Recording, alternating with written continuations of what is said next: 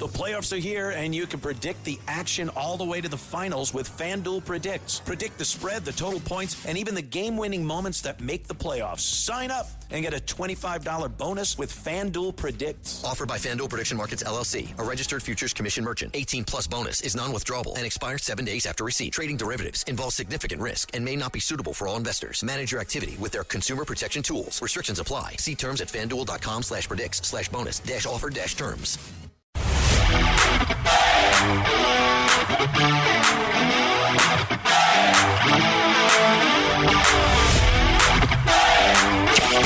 He's at war with woke. Joe Concha thinks liberals are a joke. Joe Concha. This is the Joe Concha Show, weekday edition, sponsored by the Tunnel to Towers Foundation. Here's Joe Concha.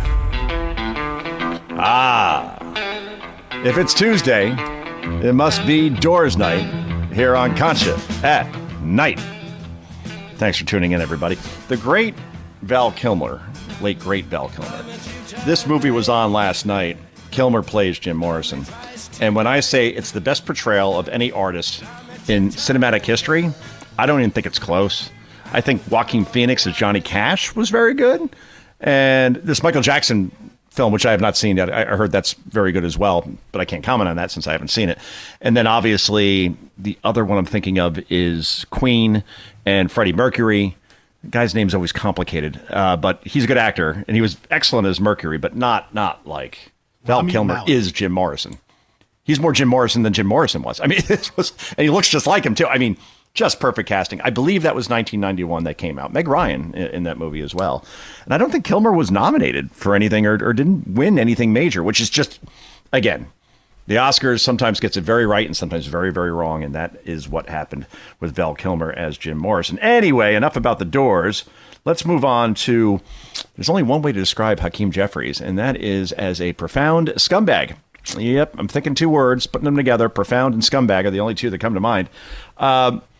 It's unbelievable that this guy said, again, he's the leader of Democrats in the House of Representatives. All right, so he's not just some no-name congressman from somewhere. He probably will be Speaker of the House after the midterm elections. I think Democrats will take it back. I don't think it's going to be a blue wave, but they only need to win, flip 4 seats. Not hard. History says they should be able to do it. But anyway, here's Hakeem Jeffries. Last week, he said that Democrats have to engage in maximum warfare against Trump and his administration. Maximum warfare. Intentional, using those sort of words, right? Again, Trump, until this weekend, was already nearly assassinated twice. So why you would go back to rhetoric like that? Well, there's only one reason for it. Anyway, when asked about this, Hakeem Jeffries, by a reporter saying, hey, don't you think it's time to tone things down? Do you regret the things that you said specifically around maximum warfare? And nope, Hakeem just went right through that red light, and he's embracing it with a bear hug. Cut number 1, go. As it relates to anything that has been said, certainly as it relates to the comment related to maximum warfare everywhere, all the time, in connection with the redistricting battle that Republicans launched. I stand by it. You can continue to criticize me for it. I don't give a damn about your criticism. I don't give a damn about your criticism. Republicans started redistricting. That's weird. Because in California, they've been doing it for years. New York as well. Illinois, you ever see that map sometime?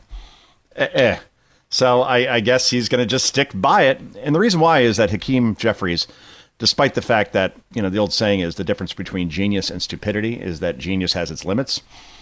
And then you see Hakeem Jeffries' picture next to that as far as stupidity has no limit. This guy can read. He could read polls. One poll out last year from Rutgers University found that 55% of those who are left or left-leaning, that's the way they describe themselves, in other words, Democrat voters, say that it is somewhat justified if someone murdered President Trump. 55%. Solid majority says, you know what? Murder him. It's okay. Forget beating him at the ballot box, which I guess they did once, maybe, kind of. 81 million votes. Yeah. Barack Obama got 69 million. And Joe Biden, who didn't campaign, got 12 million more. Anyway, that's a story for another time. But the point is that if you can't beat him, I guess kill him. And that's what many Democrat voters feel. And now Hakeem Jeffries is not saying, you know what, maybe we should scale it back. I shouldn't have said that. That was too much. Nope. He is absolutely embracing this because he knows that this is what his base wants to hear and ultimately wants to happen, that Donald Trump is taken out dead. And believe me, this is not the last assassination attempt. I mean, these lax security measures are just unbelievable. That this guy, who was once teacher of the year, again, no military training, can take a rifle, a handgun, all these knives, and then basically hide in a room near the ballroom. No one bothers to check it, just like no one bothered to check the sixth hole at Trump International in West Palm, while a guy was there, Ryan Ruth, for 18 hours in tactical gear, all sorts of guns. 18 hours by the one hole that was known to be a hole with perfect line of sight to the green. Photographers would use it to take pictures of Trump while he was golfing. So it was an open secret. That's where you go if you want to get a clear shot at Trump, whether it be by a camera or whether that be by a rifle. So we see this. We saw it in Butler, Pennsylvania. Thomas Crooks, 19-year-old kid, no military training. Once again, gets on the one building that has line of sight to President Trump in that field that day. 150-yard shot with a scope, 2-foot putt without a break. And by the grace of God, Trump is only hit in the ear and not have his head blown off on national television. And still to this day, we don't know how the kid hit a rifle next to that building, how no one walked, around the building to see, hey, anything hidden here? And no one was on top of that building. Where, again, that's the one building that probably was a weak spot as far as Trump's security was concerned. Oh, by the way, who sent Trump out there that day when they knew there was a threat out there? You contain him. You get him off the grounds, as a matter of fact, until that threat is contained. Instead, they threw him out there anyway. Why? So this keeps happening over and over again. And I just can't believe that suddenly it's going to stop happening. I guess if you're Trump, the only thing you can do is just avoid. Let's put it this way. If they do the White House Correspondents' Dinner again at the Washington Hilton, why? They have weddings going on there, 1,000 guests, all these moving parts. Don't have it there. Find a convention hall that doesn't have hotel rooms and all these different places where you could hide. And make sure you triple the security. And maybe check every room and closet before this thing goes on. It doesn't have to be at the Washington Hilton because of what? Tradition? Who cares? No one cares about this dinner anymore anyway. And if half the cabinet's going to be there, then you definitely had this anywhere else but at a place where Donald Trump was nearly assassinated and Ronald Reagan was also shot at in 1981. Maybe some bad karma around that particular Hilton. Meanwhile, more of the profound scumbag, Hakeem Jeffries. Here he is in cut number 2, going off on Caroline Leavitt, the press secretary, who's only, 8.5 months pregnant. This is cut number 2. Go. I think that what's interesting to me, as you pointed out, is that the so-called White House press secretary, who's a disgrace, she's a stone-cold liar, had the nerve to stand up there and read talking points being critical of statements all taken out of context that Democrats have made and didn't have a word to say. Hey, when Dan Goldman, New York congressman, said that Trump needed to be, quote, eliminated, was that out of context? When J.B. Pritzker, governor of Illinois, compared the Trump administration to the Nazi Party, what context are we looking for there? When Tim Walz, the governor of Minnesota, Kamala Harris's handpicked vice presidential number 2 on her ticket, said that every day he wakes up hoping to see news that Trump is dead. How else should I interpret that exactly? When Hassan Piker says that somebody has to do it in terms of assassinating Trump because it would be for the betterment of the country. Again, there is no ambiguity. All right. This isn't clear as mud kind of moment. They want him dead. They have said this as much, or they'll say things to present him as a pedophile rapist, for example. Mark Ruffalo, the actor, calls him that all the time. Or as a Nazi. And then basically, if you're crazy enough, then you think, if I had the chance to take out baby Hitler, would I do it to save the country? Yeah, there are enough people out there that will interpret these things that way. Meanwhile, there are some people that don't think that this third assassination attempt, or even the first 2, were real. They're actually staged. This is Joy Reid. And you say, Joy Reid, she's a crackpot. She's a crackpot that earned very, very good money on MSNBC while being a primetime host, election night anchor for years. So she was seen, at least internally by that ridiculous network, as somebody who was credible. And now she has, like Jim Acosta does, and Chuck Todd does, and Don Lemon does, not Jonathan Karl, the other guy, Terry Moran, ABC, go down the line, all these people that, Katie Couric, Used to be big deals in the media industry, now doing podcasts from their mansions, from their kitchens. Here's Joy Reid saying that, you know what? I actually think that this White House Correspondents' Dinner attack was really staged by and I love this. I mean, this is the chef's kiss, by the Russians. Yet, cut number 9, go. Don't ask any questions, even though there's just odd things that keep happening around Trump. And we know that Viktor Orban, allegedly, according to Washington Post reporting, there was a plot by the Russians to stage an assassination, fake assassination for Orban. So all of this throws in together. You're like, when something seems too perfect, people, they don't believe in it. And Donald Trump now again gets victimized by an alleged would-be assassin in front of the perfect witnesses, the press. So because the press was there, the Russians helped. I guess the Russians did something with Viktor Orban. And now I guess the inference is that Trump is taking his cues from the Russians to stage an assassination attempt against himself, I guess, to distract from the Epstein files. I mean, that's some really interesting logic there. She's going to need one hell of a chiropractor to untwist that pretzel that she turned herself into to do. She also said, and I won't play it for you because it's almost impossible to listen to, that probably the first 2 assassination attempts on Trump were also staged. Oh, by the way, Trump wanted to stage an assassination attempt against himself with the press present. He's the president. The press follows him wherever he goes. It's not like, oh, hey, there's some reporters here. That never happens when I go somewhere public. Maybe I'll stage this assassination attempt against myself. And I guess Trump wrote the manifesto of the guy who carried it out too, Cole Allen, who donated to Kamala Harris's campaign. Or maybe that was staged also. Maybe all the things that Cole Allen wrote about Trump needing to be tried for high crimes and was a tyrant and a traitor and a fascist. I guess maybe that was orchestrated as well. And then, the Thomas Crooks assassination attempt in Butler, Pennsylvania, that was staged so Crooks, or whoever shot Trump, was able to do it with such precision to not hit his head, but just graze his ear. Boy, that is one heck of a shot right there. Hey, look, this is what the show is predicated on. People saying stupid stuff. We play it and react to it. It's a beautiful formula, and it has been working quite well, if the ratings are any indication. Meanwhile, I think Greg Gutfeld really nails it here on Fox on the 5, where he's talking about don't fall for, this guy's crazy, because that's just an excuse. Oh, he's a lunatic, didn't know what he was doing. Gutfeld makes the argument that, no, Cole Allen, the shooter here, he's just following orders from the Democratic Party and their allies in the media. This is cut number 17. Go. I think this is a helpful assassination attempt because it is the first one to show that you can be radicalized by liberal smugness.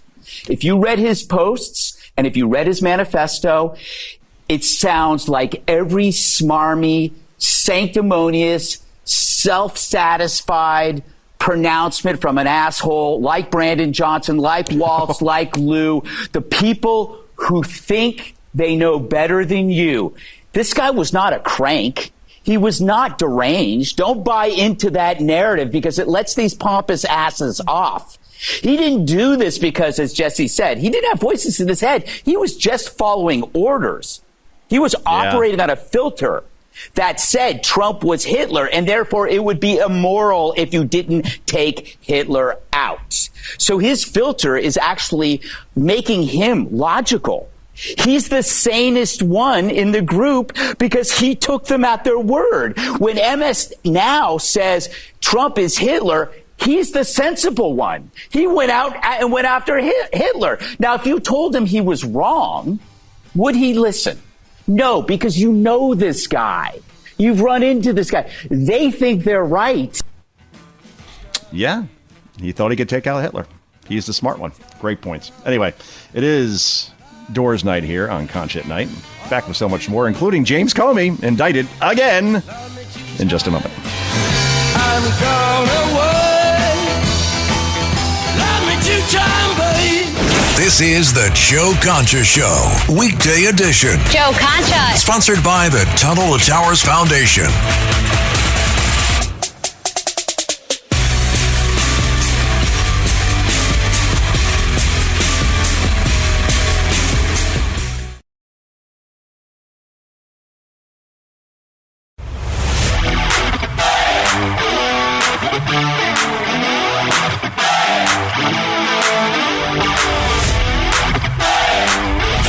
This is the Joe Concha Show, weekday edition, sponsored by the Tunnel to Towers Foundation. Here's Joe Concha.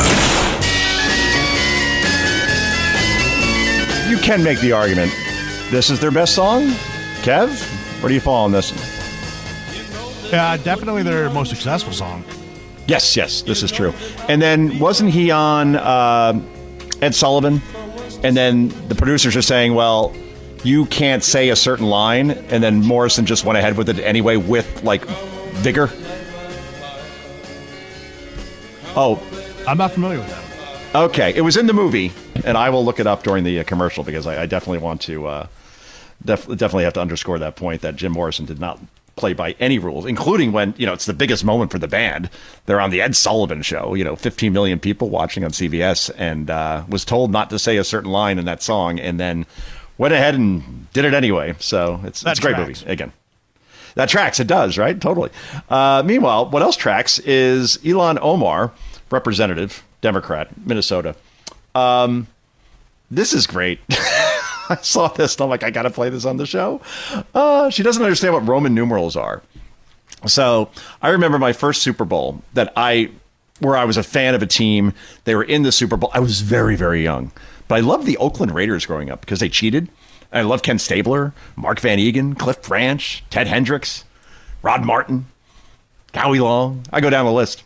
Marcus Allen, who I met, who knew me. He stopped me first. Marcus.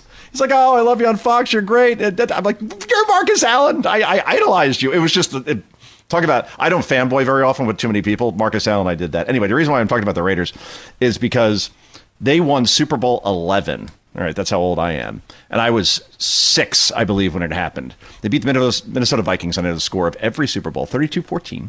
And I just remember that it looked funny because it was Super Bowl XI, all right, which means 11 in Roman numerals. Okay. Well, Ilhan Omar doesn't understand that also the world wars are in Roman numerals. Like World War I is World War I, and World War II is World War II. But since Ilhan Omar just basically reads things that are given to her, like Ron Burgundy would in the movie Anchorman, where if it's in teleprompter, Burgundy will read it. Here is Ilhan Omar showing she does not understand what Roman numerals are. I guess they don't have them in Somalia. This is cut number 5. Go.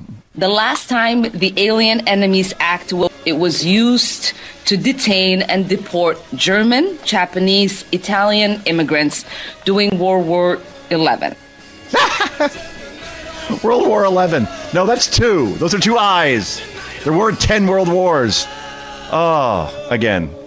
The only difference between genius and stupidity is that genius has its limits, and that was the Ilhan Omar example of the stupidity unlimited part. This is Joe Concha. This is Concha at Night. Back with so much more in just a moment.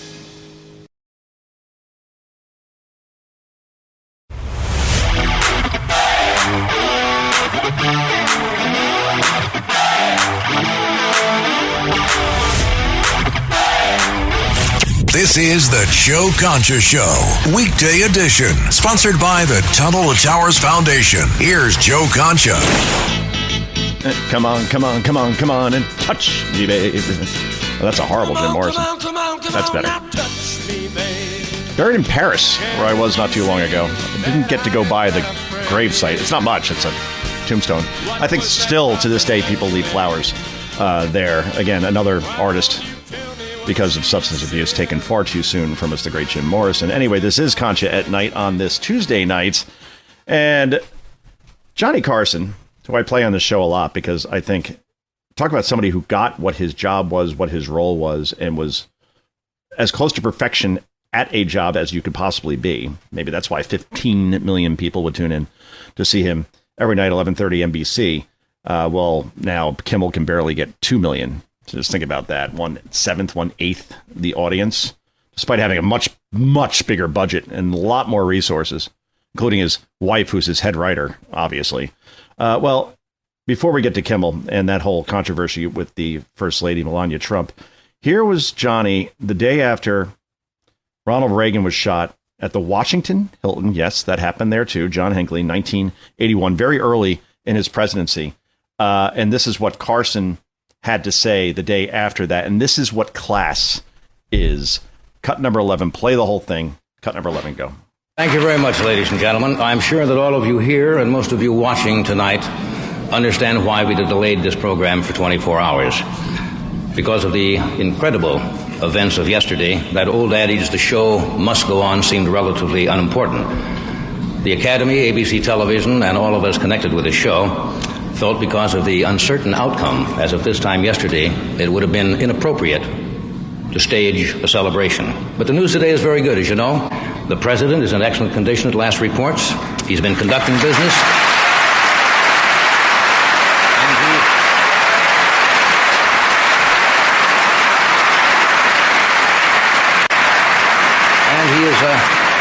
And he happens to be in very good spirits. After all, you must remember this is a man who yesterday, while he was in the hospital unable to speak, wrote on a sheet of paper, "All things considered, I'd rather be in Philadelphia."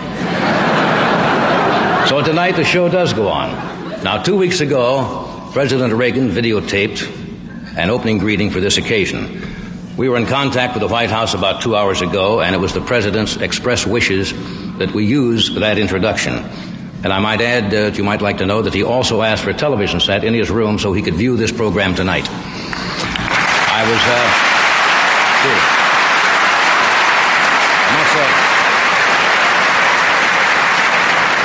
Actually, the president was in such good form today, I was very tempted to call him and ask him if he had any more of those one-liners that I could use. So it is especially pleasing tonight, ladies and gentlemen, to be able to say, here is the President of the United States.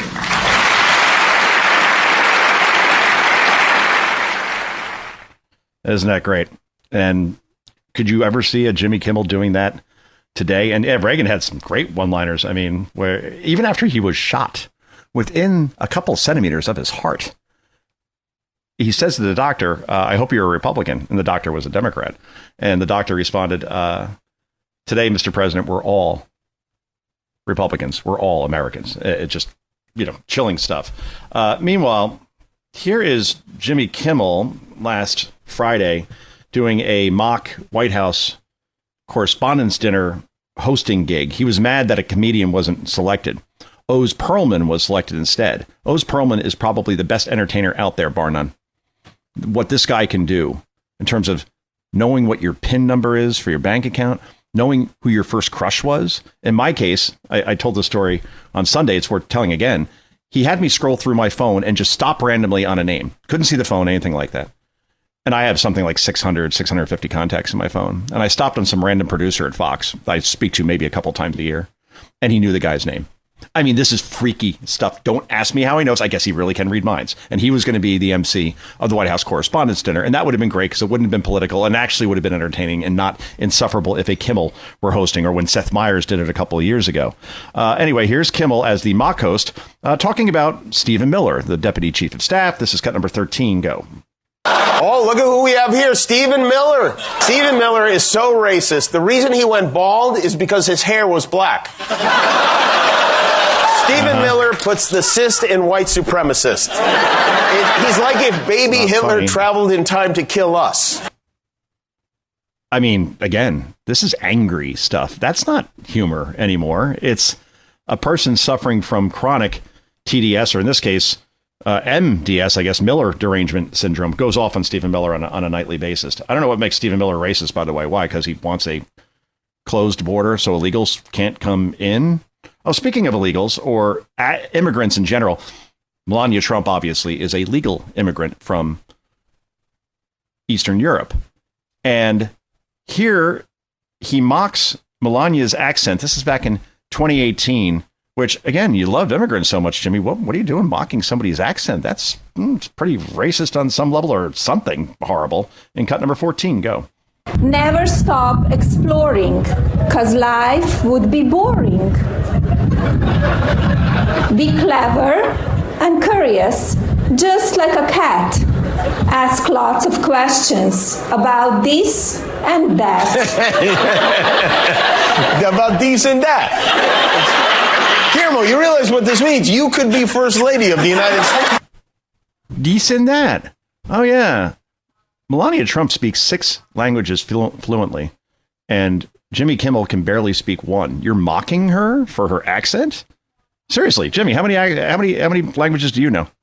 I'll bet no more than one. And she knows 6. And she was reading to children. By the way, that's what she was doing. It was at the Easter egg roll where I was at last year. And Susie Wiles read to children in the Rose Garden. In this case, Melania was reading to children in the Rose Garden. And you're going to mock that and then mock her accent? Oh, okay, Jimmy, you're all class. As you know, Kimmel on Friday also said that in speaking to Melania as if she was there, because he's the mock host, said, "There's Melania Trump, so beautiful. You have the glow of an expectant widow." That's what he said. And there is no, again, ambiguity around that. That means, boy, I really hope that Trump is dead soon, because you're an expectant widow. Now, if Trump were on his deathbed or something, or sick, and not that it justifies the comment, but who works harder in this country right now? Seriously. The guy goes 24/7, it seems, and doesn't drink coffee. Caroline Leavitt, the White House press secretary, told me that once. I'm like, where does the energy come from? It's insane. So Trump is in excellent health just based on his work schedule and how often he is not sleeping or doing anything restful for that matter. All of that said, Kimmel makes that comment around Melania being an expectant widow. Melania then responds with a statement saying that ABC needs to stand up to Jimmy Kimmel for his hateful and violent rhetoric. And she's right about that. Now, all that said, Kimmel loves this because now he gets to play the victim while lying about what he said. Now, remember what he said about Charlie Kirk's assassin, where he said that the guy who carried it out, Tyler Robinson, was full MAGA, a complete Trump supporter, which was a lie. And he knew it was a lie. And then syndicators took Kimmel off the air as a result. Because, yeah, who wants that garbage on there? Oh, by the way, he's in 3rd place. Oh, by the way, his show loses $40 million a year. So there's no reason for him to be on the air from a business perspective. I'm not about censorship, but I am about good business. And when you're losing $40 million a year, maybe it's time for that person losing the $40 million a year for your company to go. Now, Kimmel goes on the air last night, and it really is remarkable because he then says that, oh, no. I actually wasn't making a joke about Trump being assassinated. No, of course not. Anyway, let's play 18 first, because I just want to play the Kimmel clip of him saying that Melania Trump has a glow like an expectant widow. This is cut number 18. Go. Our First Lady Melania is here. Look at Melania. So beautiful. Mrs. Trump, you have a glow like an expectant widow. I mean, again, the people laughing at that. What the heck? We had a little roast. Again, this was Thursday, and there was no big reaction to it until this morning when I greeted the day facing yet another Twitter vomit storm. And a call to fire me from our First Lady, Melania Trump, saying I should be fired because of a joke I made, again, 5 nights ago. It was a pretend roast. I said, our First Lady, Melania, is here. Look at her, so beautiful. Mrs. Trump, you have a glow like an expectant widow, which obviously was a joke about their age difference. Unbelievable. Okay, so let's put this explanation to the test. How many jokes did Jimmy Kimmel tell about Joe Biden and Dr. Jill Biden being an expectant widow? She's a lot younger than Joe. Where was that joke? And by the way, I'm pretty sure that Trump is aging a lot better than Joe Biden. Where were the death jokes around Biden for 4 years, which I'm pretty sure would be fairly justified? Nope, didn't exist. Jimmy Kimmel has not had a Republican on that show for many, many years. He's like if you combined the DNA of Kathy Griffin, Jim Acosta, Joy Reid, and Hassan Piker. If you took all that DNA and put it into a test tube, it would spit out an insufferable, pious prick like Jimmy Kimmel, who tried to explain that away. And so, oh no, I just talking about their age difference. No, you weren't. There isn't a sane and sober person on the planet that believes that. And now we see, obviously, legacy media coming to his rescue, all in support of Jimmy, the poor victim. The Trumps want to silence him. This is what fascists do. No, I'm pretty sure they just don't want people on the air anymore who are adding to this assassination culture that is more and more embraced. Again, the Rutgers poll, 55% of those who vote Democrat believe that it is somewhat justified if Donald Trump was murdered. That is some sick thinking. And Kimmel knows his audience as well, it appears. Here is Gayle King, who once vacationed with the Obamas because she's the objective anchor over on CBS. Who wouldn't do that if you were an objective anchor? Anyway, here she is coming to Kimmel's rescue in cut number 21. Go. The joke was made before the correspondence dinner. Jimmy Kimmel's not some crazy person who would wish the president to be killed. He just would not do that. I can guarantee you that Gayle King is going to get an invite to fly out to Los Angeles to be on that show, probably within 48 hours. Nice little thank you for Gayle, a fellow Democrat of Jimmy's. Meanwhile, Sean Spicer, who has a show on this radio station here in New York on WABC, 10 a.m. Eastern time on Sundays, right before mine at 11 a.m. Here's Spicer going at it with Fredo, Chris Cuomo, about Cuomo tries to make the argument that, the rhetoric is horrible on both sides. Well, Spicer kind of points out something that shows that just is BS. This is cut number 22. Go. I think that calling somebody a jerk or disgusting or whatever, okay, yes, I don't generally speak like that, but that's a very different thing than saying someone is a threat to the country and a threat to democracy. He calls I want people to get rid of a threats. threat to the country and democracy all the time. Sean, I don't have enough time to list it. And you know this. And you're right. People speak about him in a way. It's funny, Chris, because that all would be nice the if they assassination attempts seem to go in one direction. He's in power. Right? It's Charlie Kirk, it's Donald Trump 3 times, it's Steve Scalise. He's I'm in just power. Saying, you notice that every one of these people in the Trump administration needs a security detail, staff. No other press secretary in history, except for those who served Donald Trump, needed a Secret Service detail.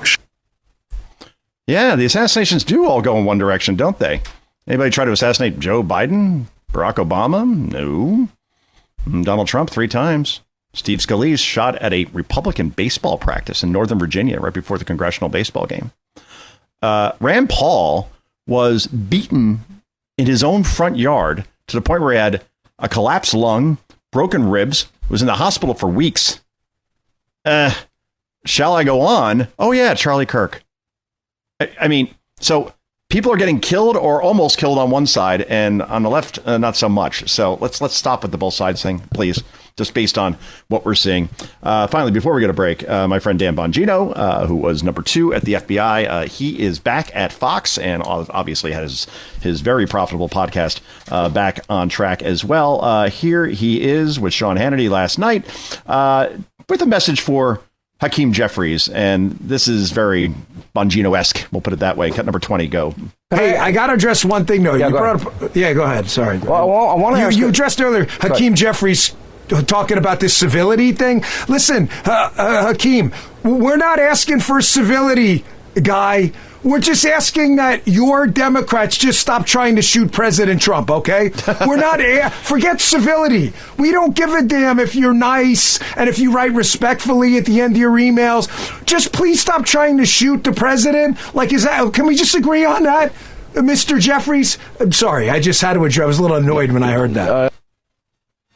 Good stuff. Oh, by the way, the FCC is now looking into ABC's broadcasting licenses based on this Kimmel comment. So accountability may be coming after all. Anyway, it is a Tuesday night. The Doors are your selected band of the evening, and we wrap this puppy up in just a moment.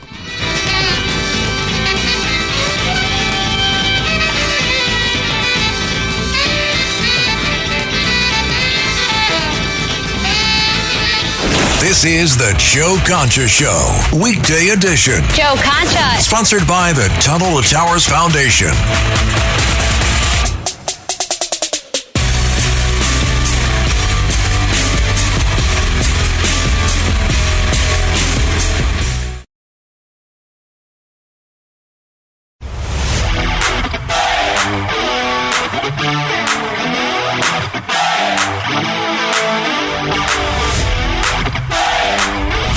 This is the Joe Concha Show, weekday edition, sponsored by the Tunnel to Towers Foundation. Here's Joe Concha.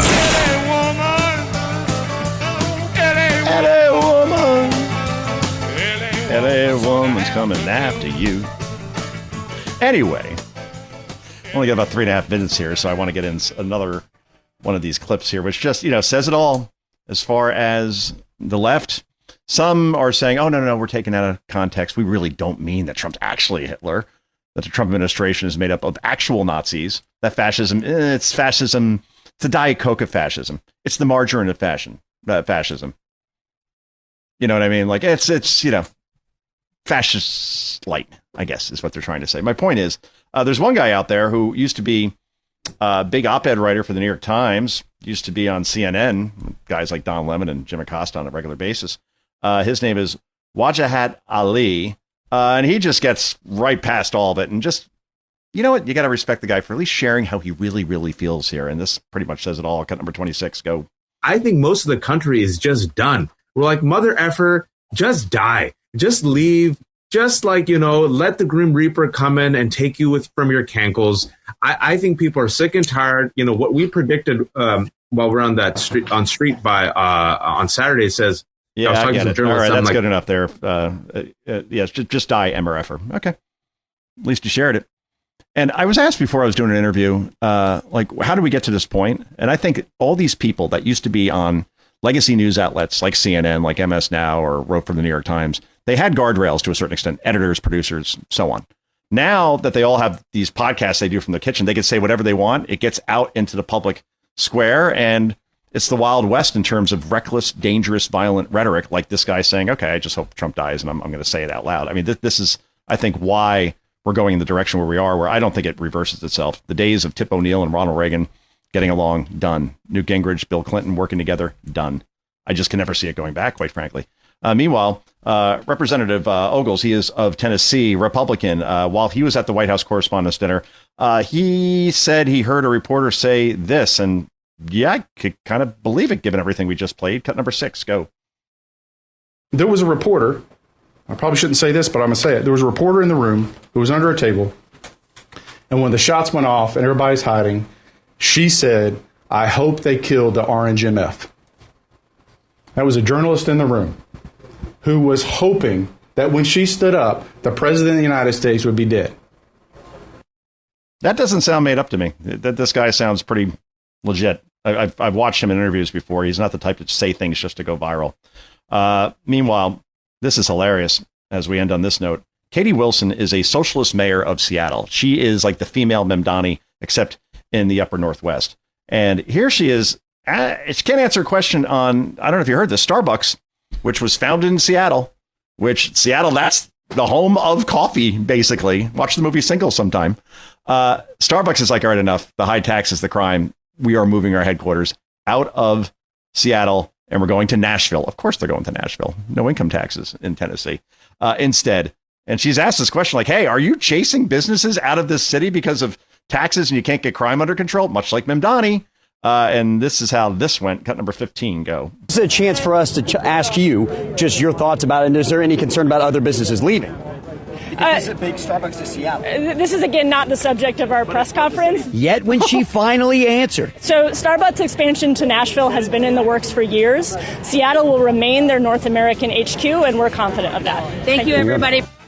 The problem is that the Nashville location is going to have far more employees than the Seattle one. So Seattle could still be the official headquarters.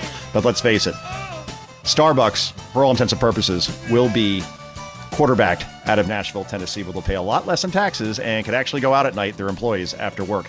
Anyway, this has been Concha at Night. This has been Doors Night, Tuesday night here on aforementioned Concha at Night. We're back tomorrow night, 9 p.m. Eastern Time on WABC and on stations around the country. Until then, I got 2 words for you. Bye-bye.